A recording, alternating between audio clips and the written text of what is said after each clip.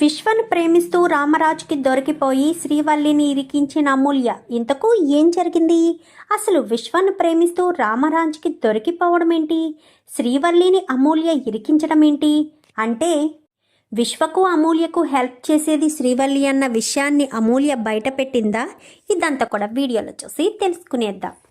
ఇల్లు ఇల్లాలు పిల్లలు అప్కమింగ్ ఎపిసోడ్స్లో ఏం జరగబోతుందో ముందుగా తెలుసుకోవాలి అనుకుంటే వీడియోని లైక్ చేసి ఛానల్ని సబ్స్క్రైబ్ చేసుకోండి. మొత్తం మీరు చూసుకున్నట్లయితే చందు చూసేశాడు కదా, దాని వల్లి తెగ కంగారు పడిపోతూ ఉంటుంది. ఎక్కడ చందు ఇంటికి వచ్చి విషయాన్ని బయట పెట్టేస్తాడేమో, వాళ్ళిద్దరికీ మధ్య ప్రేమాయణం నడిపింది నేనేనన్న విషయం ఎక్కడ బయట పడిపోతుందేమోనని వల్లి ఇంట్లో కూడా వెళ్లకుండా బయటే ఎదురు చూపులు చూస్తూ ఉంటుంది.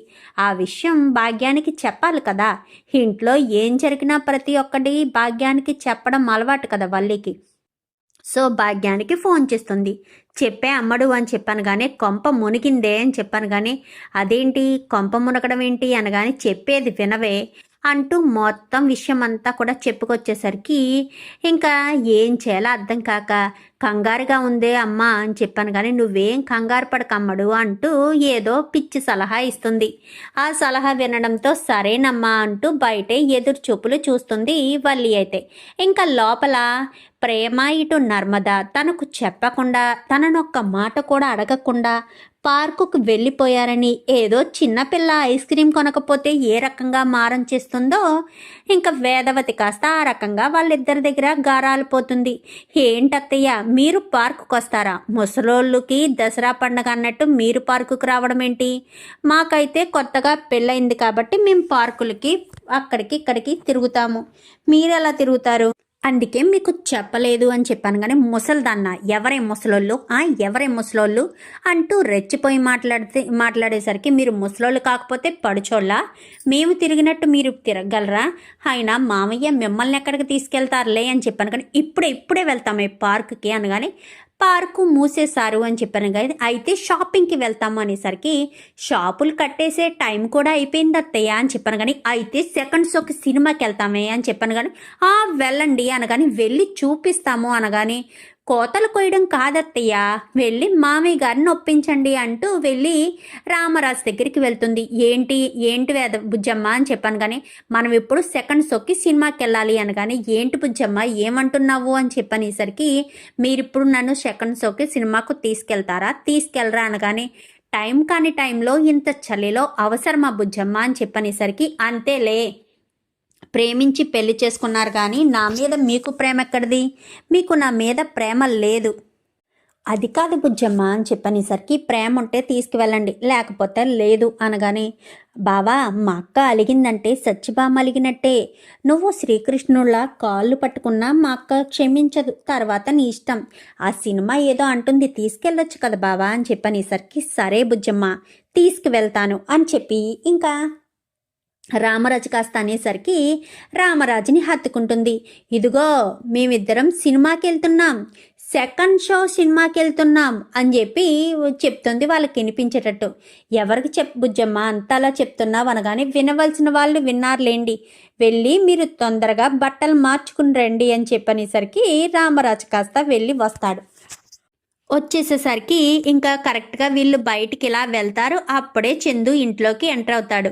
నాన్న అని చెప్పి వచ్చేసేసరికి బాబా అని చెప్పాను కానీ నువ్వు ఉండు వల్లి, నాన్నతో నేను మాట్లాడాలి అని చెప్పనేసరికి మామయ్య అత్తయ్య బయటికి వెళ్ళారు బా అని చెప్పనేసరికి ఈ టైంలోనా అని చెప్పాను కానీ అవును బావగారండి, అత్తయ్య మామయ్య గారిని బయటికి తీసుకెళ్ళమంటే సెకండ్ షో సినిమాకు వెళ్ళారు అని చెప్పనేసరికి వీళ్ళేమో సెకండ్ షో సినిమాకు వెళ్ళారు. అక్కడ అమూల్యేమో ఆ విశ్వగాడితో ప్రేమాయణం నడుపుతుంది అని చెప్పి ఇంకా సరే అయితేనని చెప్పి గదిలోకి వెళ్ళిపోతాడు. అమ్మయ్య బావ గదిలోకి వెళ్ళిపోయాడు, ఇప్పుడు ఈరోజు చెప్పకపోతే రేపొదయమైనా బాగా చెప్పేస్తాడు కదా, అప్పుడు నేను ఎలా చెయ్యాలి, ఏ రకంగా బావని ఆపాలి అని చెప్పి ఇంకా వల్లి కాస్త తెగ హడావిడి పడిపోతుంది.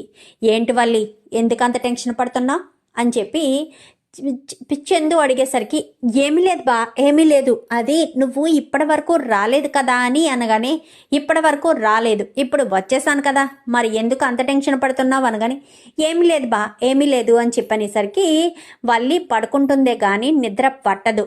ఇంకా చందు తొందరగా పడుకుని పోతే బాగున్ను అని అనుకుంటుంది. అలా అనుకునేసరికి చందు తొందరగానే పడుకుని పోతాడు. ఇంకా చందు పడుకుని పోయిన కొంచెం సేపటికి ఎప్పటికో వాళ్ళు వస్తారు. వాళ్ళు రావడంతో ఇంకా వాళ్ళు వచ్చేసారని వల్లి కంగారు పడిపోతుంది. ఇప్పుడు గనక బావ మెలకుగా ఉంటే ఖచ్చితంగా వెళ్ళి చెప్పేస్తాడు. రేపు ఉదయం బావని తొందరగా నిద్ర లేపకూడదు అని చెప్పి వల్లి అనుకుంటుంది. అలా అనుకున్న వల్లి మరుసటి రోజు ఉదయాన్నే లేచేస్తుంది. చెక్క అన్ని పనులు పూర్తి చేసుకుని ఇంకా వీళ్ళిద్దరూ ఎక్కడ కలుసుకుంటారో, ఎక్కడ చందు నిజం చెప్పేస్తాడేమోనని తెగ హైరాణ పడిపోతూ ఉంటుంది ఇంకా వల్లి అయితే. అలా హైరాణ పడిపోతూ ఉండగానే ఇంకా చందు నిద్రలేసి వస్తాడు. కరెక్ట్గా అప్పుడే రామరాజు టీ తాగి బయలుదేరదామనుకున్న సమయంలో నాన్న అని చెప్పనేసరికి, ఏంటి పెద్దోడా అని చెప్పాను కానీ, నేను మీతో ఒక మాట చెప్పాలి నాన్న అని చెప్పనేసరికి, నేను అర్జెంటుగా అక్కడ రైస్ మిల్లులో ఏయో లోడ్ వచ్చిందంట, అది కాదు నాన్న, ఇది చాలా ఇంపార్టెంట్ విషయం అని చెప్పనేసరికి, పెద్దోడా సాయంత్రం వచ్చాక మాట్లాడుకుందాం సరేనా, నాకు అర్జెంటుగా మిల్లుకి వెళ్ళాలి, వెళ్ళొస్తాను బుజ్జమ్మ అంటూ వెళ్ళిపోతాడు రామరాజు. నాన్నకు చెప్పాలనుకుంటే నాన్న వినిపించుకోకుండా వెళ్ళిపోయాడేంటి, ఇప్పుడు ఈ విషయం నేను నాన్నకు ఎప్పుడు చెప్పాలి అని చెప్పనేసరికి, ఏంట్రా పెద్దోడా అంత ఇంపార్టెంట్ విషయం ఏంటి అనగానే, ఏమీ లేదులేరా, సాయంత్రం నాన్న వచ్చాక నాన్నకే చెప్తాను అంటూ వెళ్ళిపోతాడు. వెళ్ళిపోయేసరికి వదిన అని చెప్పాను కానీ, ఏంటి అని చెప్పనేసరికి, అది తను రమ్మంటున్నాడు అనగానే, ఎవరు అని చెప్పాను కానీ, విశ్వ రమ్మంటున్నాడు, నువ్వు కూడా తోడుగా వస్తావా వదిన, నువ్వు నేను వెళ్తే ఎలాంటి ఇబ్బంది ఉండదు, నేను ఒక్కదాన్ని వెళ్తే మళ్ళీ ఇంట్లో వాళ్ళకి అనుమానం వస్తుంది కదా అని చెప్పనేసరికి, ఏం మాట్లాడుతున్నావు అమూల్య, ఇప్పుడు వెళ్ళి విశ్వక్ని కలవడం అంత అవసరమా, ఆ తాడి చెట్టుగాడిని చూడకుండా ఉండలేకపోతున్నావేంటి అని చెప్పాను కానీ, అదేంటి వదినా, అప్పుడు నేను మాట్లాడనంటే మాట్లాడమని నువ్వే చెప్పావు, ఇప్పుడేంటి ఇలా మాట్లాడుతున్నావు, ప్లీజ్ వదినా అని చెప్పనేసరికి, సరే పద అని చెప్పి, ఉండు ఇప్పుడే వస్తాను అంటూ గదిలోకి వెళ్ళి, ఓరు దేవుడా, ఇది నా కొంప ముంచే వరకు వదిలిపెట్టేటట్టు లేదు, నా కాపరం చెడగొట్టడం ఖాయం, నన్ను ఇంట్లోంచి బయటకు పంపించేయడం ఖాయం, ఖచ్చితంగా ఇది నన్ను వదిలిపెట్టదు అని చెప్పి వాళ్ళి కాస్త గదిలోనే ఉండిపోతుంది. ఇంకా రామరాజు మిల్లుకి వెళ్ళాడు కదా, హడావిడిగా లోడ్ వచ్చేసరికి, ఏంటి బాబాయ్ ఇంత ఆలస్యమైంది అని చెప్పి తిరుపతి అనేసరికి, ఏదో పెద్దోడు ఏదో చెప్పడానికి ప్రయత్నించాడురా, మళ్ళీ ఇక్కడ ఆలస్యం అయిపోతుందని గబగబా వచ్చేసాను, ఎన్ని బస్తాలు అని చెప్పాను కానీ, దించుతున్నారు బావా అని చెప్పనేసరికి, సర్లే దించని, సరిగ్గా కౌంట్ చెయ్యి అని చెప్పాను కానీ, కౌంట్ చేస్తున్నాను బావా అని చెప్పి వడ్లు మొత్తం దించుతూ ఉండేసరికి ఇంకా అవన్నీ కూడా లెక్క పెడుతూ ఉంటారు. ఇంతకీ పెద్దోడు నాతో ఏం చెప్పాలనుకున్నాడు, వాడు ఏ విషయం దాచిపెట్టడమే చూస్తాడు కానీ చెప్పాలని ప్రయత్నించడు, వాడు మొదటిసారి నాకేదో చెప్పడానికి ప్రయత్నం చేశాడు, ఏంటో తెలుసుకోవాలి అని చెప్పి ఇంకా రామరాజు అనుకుని ఆ ధాన్యం పని, ఆ రోజు చాలా వర్క్ ఉంటుంది రామరాజుకి, ఎటు కదలలేని పరిస్థితి, పోని ఫోన్ చేసి అడుగుదామా అంటే అది కూడా అడగలేని పరిస్థితి. ఇంకా ఆ సిచ్యువేషన్లో ఏం చేయాలో అర్థం కాక, సర్లే సాయంత్రం వెళ్ళాక మాట్లాడదామని ఇంకా గొడవను వదిలేసిన తర్వాత భోజనాల టైం అవుతుంది. భోజనాల టైం అయ్యేసరికి, వదిన ఉదయం అనగా గదిలోకి వెళ్ళావు, ఇప్పటికి రాలేదు, వదిన అని చెప్పి తన గదిలోకి వెళ్ళిపోయి అమూల్య కాస్త వల్లికి ఫోన్ చేస్తుంది. వస్తున్నాను అని చెప్పి బయటకు వస్తుంది. ఏంటి వల్లి, ఇప్పటి వరకు గదిలో ఏం చేసావు అనగానే, కొంచెం అలసటగా ఉంటే పడుకున్నాను అత్తయ్య అని చెప్పనేసరికి, అవునా సర్లే అని చెప్పి ఇంకా మాట్లాడుకున్న తర్వాత బయటకు వచ్చిన తర్వాత, అమూల్య ఎక్కడికో వెళ్ళాలంటుంది, తీసుకువెళ్ళి కొంచెం అని చెప్పాను కానీ, సరే అని చెప్పి ఇద్దరు కలిసి వెళ్ళిన తర్వాత, ఎక్కడున్నాడు తాడి చెట్టుగాడు అనగాని, వదిన అని చెప్పనేసరికి, ఏంటమూల్య అని చెప్పాను కానీ, తాడి చెట్టు అది ఇది అంటావేంటి, నీకు వరుసకు తమ్ముడవుతాడు కదా, తమ్ముడు అని పిలు లేదా విశ్వ అని పిలు, తాడి చెట్టు అది ఇది అనకు వదిన, నాకు బాధ కలుగుతుంది అనగానే, ఓయబ్బో ఏంటో ఈ ప్రేమ, వీళ్ళ ప్రేమ విషయం నాకు తెలిస్తే నన్ను కొంప ముంచుతారు కదా అని చెప్పి అనుకుంటూనే, సర్లే అని చెప్పి, ఎక్కడికి అని చెప్పాను కానీ, అదే పార్కు దగ్గరికి వదినా అని చెప్పనేసరికి పార్కు దగ్గరకా అనగానే అవును వదినా, మొన్న ఒక చోట ఒక మంచి ప్లేస్ చూసాము, అక్కడ మేమిద్దరం ఫోటో తీసుకోవాలనుకున్నాము, కానీ అక్కడ మాకు ఫోటో తీసేవాళ్ళు ఎవరూ లేరు కదా, అందుకే ఇప్పుడు నిన్ను తీసుకుని రమ్మని చెప్పాడు విశ్వక్క అని చెప్పాను. కానీ ఏంటి ఫోటో తీయడం కోసం నన్ను ఇప్పుడు అక్కడికి తీసుకువెళ్తున్నావా అని చెప్పాను. కానీ అవును వదినా అని చెప్పనేసరికి సరే ఒప్పుకున్న పెళ్ళికి వాయించక తప్పుతుందా, పద వెళ్దాం అని చెప్పి ఇంకిద్దరు కూడా వెళ్తారు. ఇంకిద్దరు కూడా తుప్పలో కూర్చుని మాట్లాడుకుంటారు. ఏంటి అమూల్య ఎంతసేపు అనగాని ఉండొద్దునా వచ్చేస్తాను అని చెప్పాను. కానీ పెళ్లి చేసుకుందాం అమూల్య అని చెప్పనేసరికి పెళ్ళ అయ్యి బాబోయ్, మా అన్నయ్యలకి మా వదినలకి మా నాన్నకి తెలిస్తే ఇంకేమన్నా ఉందా అంటూ ఉండేసరికి అదేంటి అమూల్య, రెండు కుటుంబాలు ఒకటవ్వాలంటే ముందు మన పెళ్ళి జరగాలి, మనం ఎక్కువ రోజులు ఇలాగే ప్రేమించుకుంటూ ఉంటే అనుమానం వస్తుంది అని చెప్పి ఇంకా విశ్వక్ అనేసరికి అవునవును నిజమే అని చెప్పి ఇంకా సరే ముహూర్తం చూసుకుని పెళ్లి చేసుకుందాము, దేనికైనా టైం పడుతుంది కదా, నా చదువు పూర్తవడానికి ఇంకా 2 నెలలు సమయం ఉంది అనగానే 2 నెలల కష్టమే అని చెప్పనేసరికి తప్పదు అని చెప్పి ఇంకా మాట్లాడేసరికి ఎంతసేపు అమూల్య అని చెప్పాను. కానీ వస్తున్నాను అని చెప్పి చెప్తూ ఉంటుంది. ఇంక బయట కూర్చుని హజ్ బాబో ఏంటి పరిస్థితి, నాకు ముందు చూస్తే గొయ్యి వెనక చూస్తే నుయ్యి, అటు చూస్తే ఆయన సాయంత్రం మామయ్య గారికి నిజం చెప్పేసేటట్టే ఉన్నారు,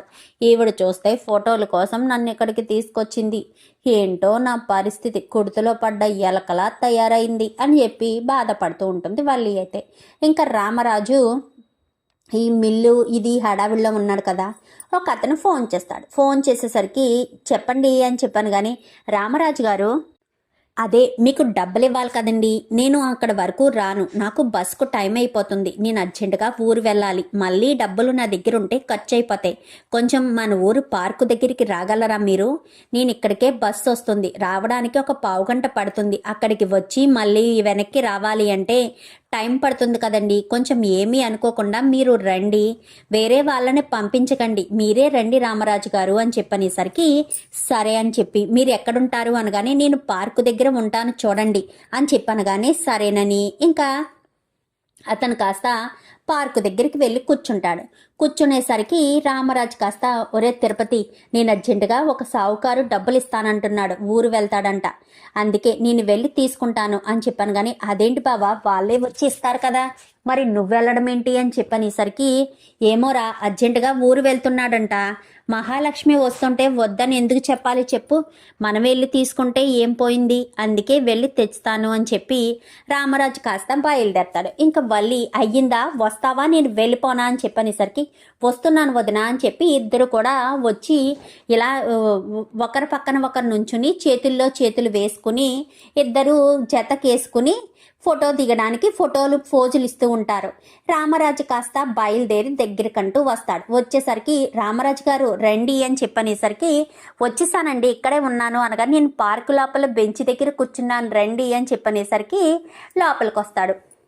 ఇంకా రామరాజు ఎక్కడ అనుకుంటూ లోపలికి వస్తాడు. అది ఎక్కడంటే వీళ్ళు వెనక చేసి బెంచ్ ఉంటుంది, బెంచ్ మీద వెనక చేసి రామరాజు ఇటు వీళ్ళిద్దరూ కూర్చుని ఉంటారు.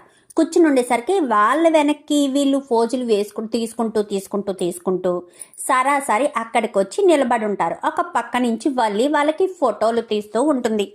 రామరాజు అతనితో మాట్లాడి అతను డబ్బులు ఇచ్చిన తర్వాత సరే వెళ్ళొస్తాను రామరాజు గారు అనగాని సరేనండి అని చెప్పి ఇంకా అతను వెళ్ళిపోతాడు.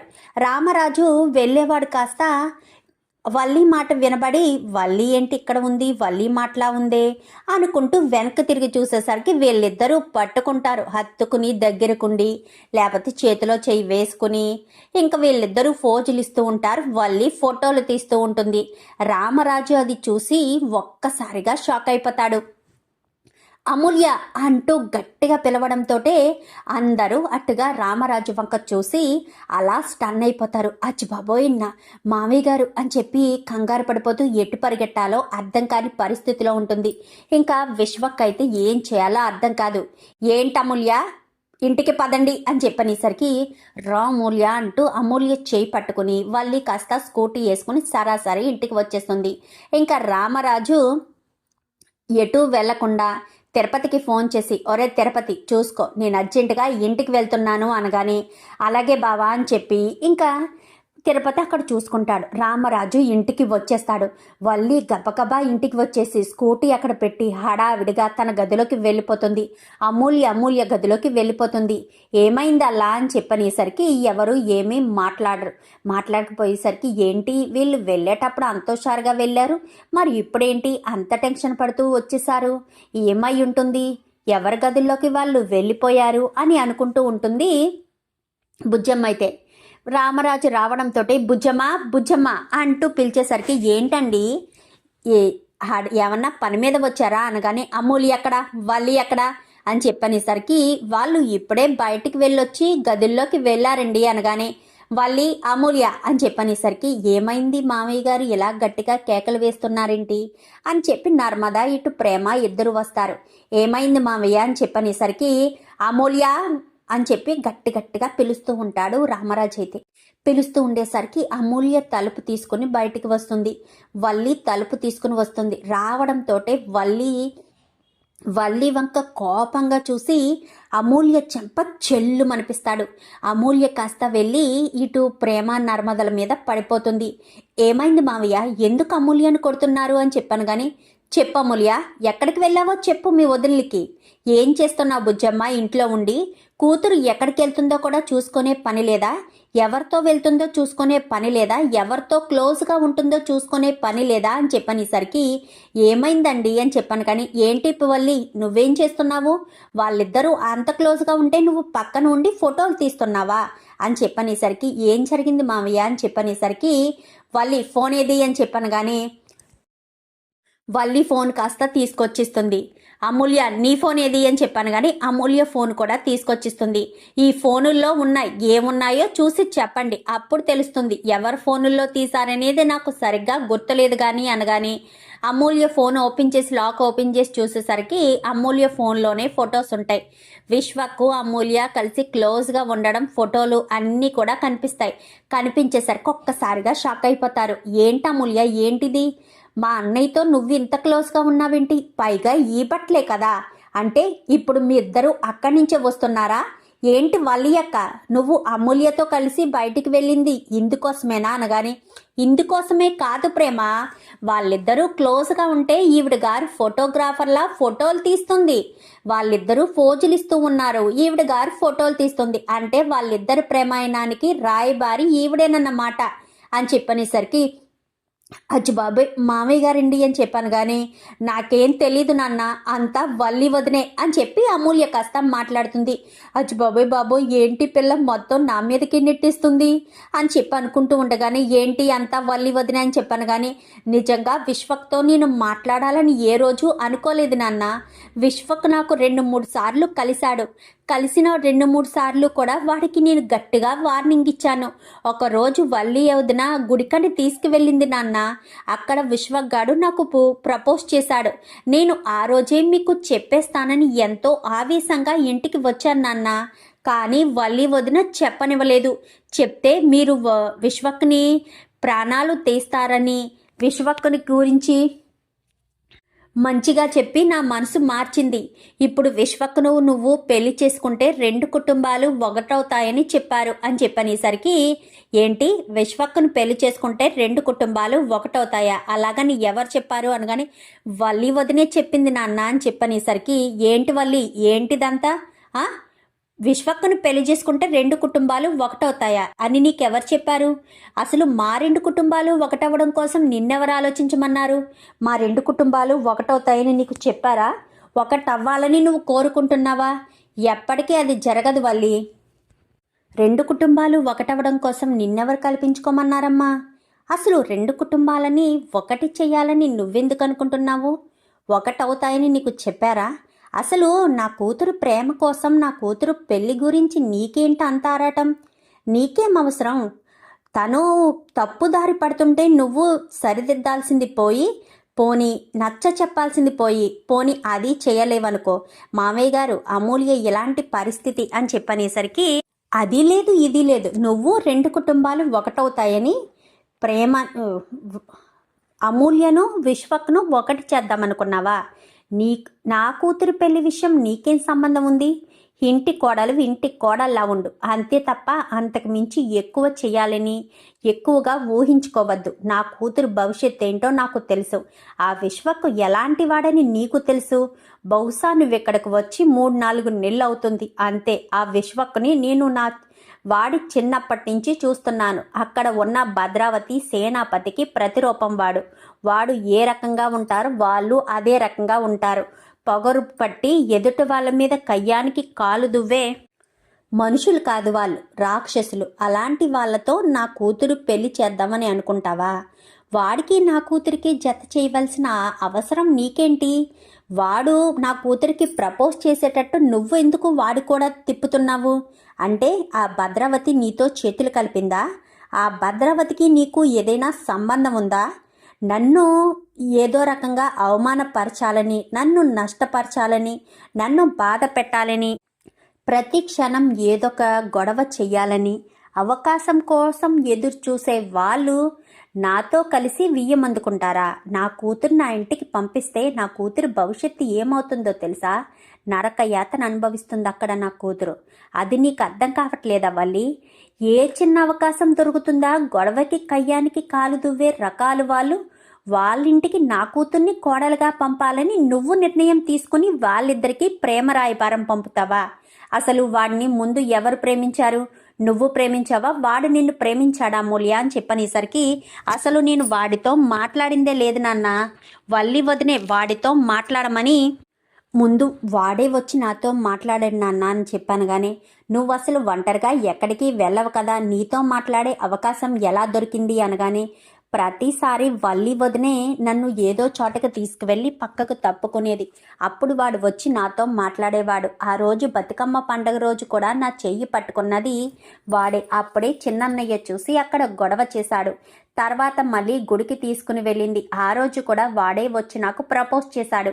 అప్పుడే వాణ్ణి కొట్టినంత గట్టిగా క్లాస్ పీకి ఇంటికి వస్తున్నప్పుడే వల్లి వదిన నన్ను ఆపేసింది నాన్న అని చెప్పనేసరికి, అయితే ఇదంతా నడిపేది ఈవిడిగారే అనుకుంటా మామయ్య, ఈ వల్లి గారే ఇదంతా నడిపిస్తున్నట్టున్నారు అని చెప్పనేసరికి, అచ్చు బాబోయ్ ప్రేమ నన్నంట వింటి అని చెప్పాను. కానీ మరి నిన్ననకపోతే ఎవరిని అనగాలి? నాకేం సంబంధం లేదు మామయ్య గారు అని చెప్పాను. కానీ నీకు సంబంధం లేకపోతే ఎవరికి సంబంధం వదినా? నేను వాడితో మాట్లాడతాను. వాడితో నాకు మాటలు కల్పించు. వాడు నేను ప్రేమించుకుంటున్నామని నీకు చెప్పానా? నువ్వు మాట్లాడమంటేనే కదా నేను వాడితో మాట్లాడాను. ఇది బాగుందా మూల్య? నేను మాట్లాడమంటే మాట్లాడేస్తావేంటి అని చెప్పాను. కానీ ఇంకా చాలు వల్లి, ఇంకా చాలు అమూల్య. ఆ విశ్వగాడితో ఇంకెప్పుడు నువ్వు మాట్లాడడానికి వీల్లేదు. వాడు నిన్ను ఎరవేసి నన్ను బాధ పెట్టడానికే చూస్తున్నాడు. ఒకటి గుర్తుపెట్టుకోమ్మా అమూల్య, ఆ ఇంటి నుంచి ఇంటికి వచ్చిన వాళ్ళు ఇక్కడ సంతోషంగా ఉండొచ్చు, కానీ ఇంటి నుంచి ఆ ఇంటికి వెళ్ళిన వాళ్ళు ఎవరూ సంతోషంగా ఉండలేరమ్మా. అక్కడ ఆల్రెడీ మీ రేవతి అత్త ఉంది. అక్కడ ఎంత బాధపడుతుందో ప్రేమనడుగు తెలుస్తుంది. మీ అమ్మ అక్కడ సంతోషంగా ఉందా? ఇక్కడ మీ అత్త సంతోషంగా ఉన్నట్టు అక్కడ మీ అమ్మ సంతోషంగా ఉందా అని చెప్పాను. కానీ లేదు మామయ్య అని చెప్పనేసరికి, మరి అర్థం చేసుకోమ్మా మూల్య, విశ్వకు నీకేదో ప్రేమ చూపిస్తున్నాడేమో, వాడి ప్రేమలో నువ్వు పడిపోతున్నావేమో. అది ఎప్పటికీ వాడి ప్రేమ నాటకం, వాడి పెళ్లి నాటకం, వాడు చెప్పినవన్నీ నాటకాలే. వాడు నిన్ను ట్రాప్ చేయడం కోసమే వాళ్ళత్త చెప్పినట్టే చేస్తాడు. అది గుర్తుపెట్టుకో. నీ మీద వాడికి ఎప్పటికీ ప్రేమ ఉండదు. వాడు ఇప్పుడు ఏమంటున్నాడు? పెళ్లి చేసుకుందామని అన్నాడా అని చెప్పాను. కానీ అవును నాన్న అని చెప్పనేసరికి అంటాడు, పెళ్లి చేసుకోవాలంటే మా నాన్న నొప్పించు, అప్పుడే పెళ్లి చేసుకుంటాను అని చెప్పు. నీ కుటుంబంతో సహా మా కుటుంబం దగ్గరికి వచ్చి అడగమని చెప్పు. అప్పుడు వాడు ఏమంటాడో అది అప్పుడు అర్థం చేసుకో అని చెప్పి రామరాజు కాస్త చెప్తాడు. మరి ఇప్పుడు వీళ్ళిద్దరి ప్రేమ విషయం ఇంట్లో రామరాజుకి తెలిసిపోయింది కదా. వల్లిని ఇక మీదట రామరాజు వదిలేస్తాడా లేక దేనికైనా టార్గెట్ చేస్తాడా? మరి విశ్వకు ప్రేమ నిజమా కాదా అని ఎలా తెలుసుకుంటుంది? మరి వల్లి ఏమన్నా విశ్వకి ఏమన్నా అందిస్తుందా? చూద్దాం మరి రాబోయే ఎపిసోడ్స్లో ఏం జరుగుతుందో. వీడియో నచ్చితే లైక్ చేసి ఛానల్ని సబ్స్క్రైబ్ చేసుకోండి. Thank you for watching.